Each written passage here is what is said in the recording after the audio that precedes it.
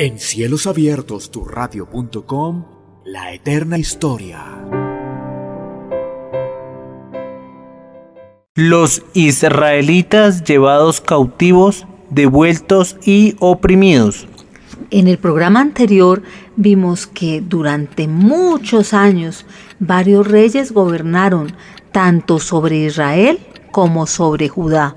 Algunos de los reyes de Judá fueron fieles al Señor y a sus leyes, mientras que todos los reyes de Israel fueron rebeldes, adorando dioses ajenos, sin respetar a Dios ni a sus leyes. Como Dios es fiel, Él siempre cumple lo que promete.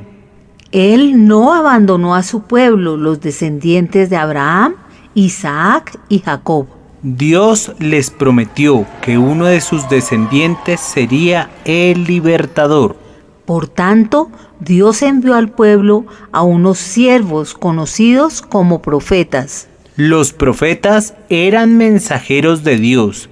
Aunque los profetas vivieron en tiempos distintos y en circunstancias distintas, tuvieron un mensaje parecido.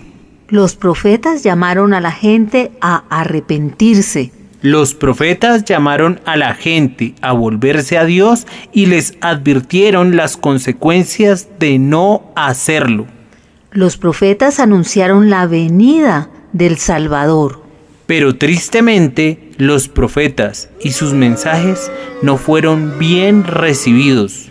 Durante un largo periodo, muchas personas, tanto del reino del norte como del reino del sur, rechazaron a los profetas y sus palabras. Para seguir viviendo de acuerdo con sus propios pensamientos, a su manera y no como el Señor les ordenaba.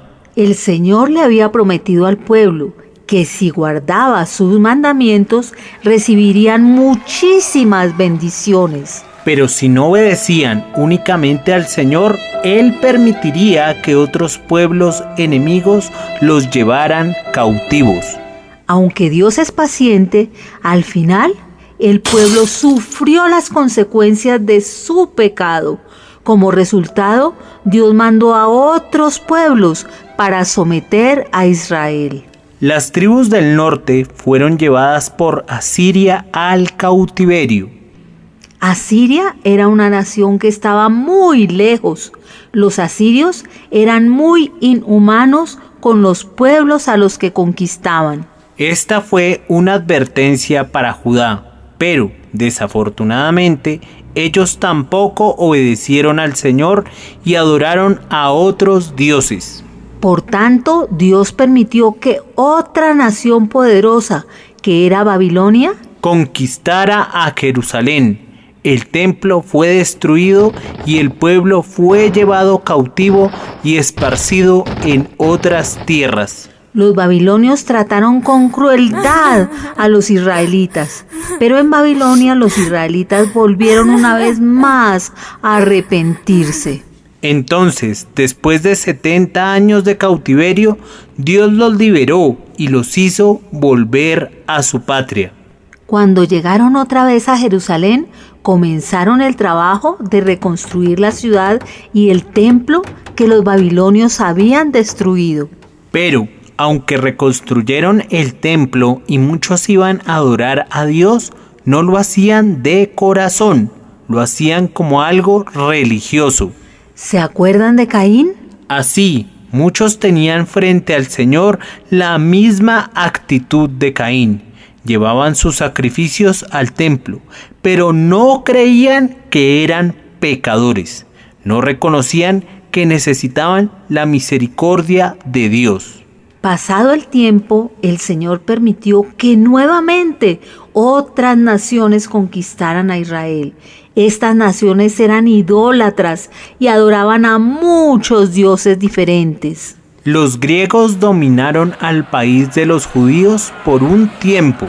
Y les enseñaron el idioma griego, que era un idioma usado en todo el mundo conocido en ese tiempo. Luego los romanos vencieron a los griegos y dominaron a Jerusalén y toda la tierra de Israel.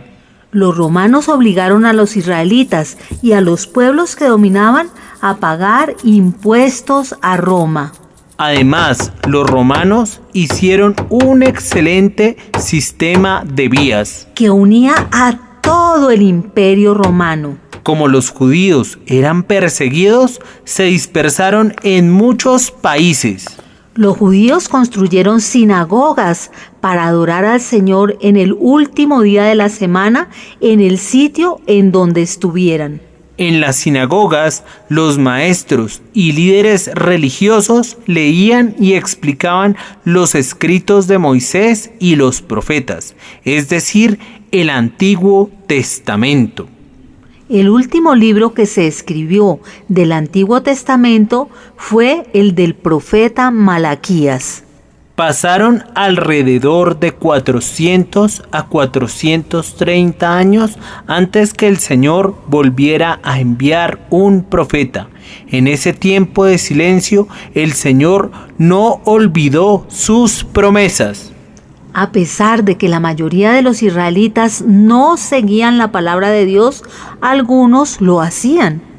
Ellos, al igual que Abraham, Isaac, Jacob, José, Moisés, Josué, David y muchos otros, confiaban en la promesa de Dios de mandar al Salvador. Ellos esperaban el nacimiento del Salvador prometido. Confiaban en que Dios cumpliría su promesa. Por medio de Malaquías, el Señor dio otra promesa que sirve como eslabón continuo del Antiguo Testamento con lo que veremos del Nuevo Testamento. En esta promesa se dice que vendría un mensajero que prepararía el camino para la llegada del libertador.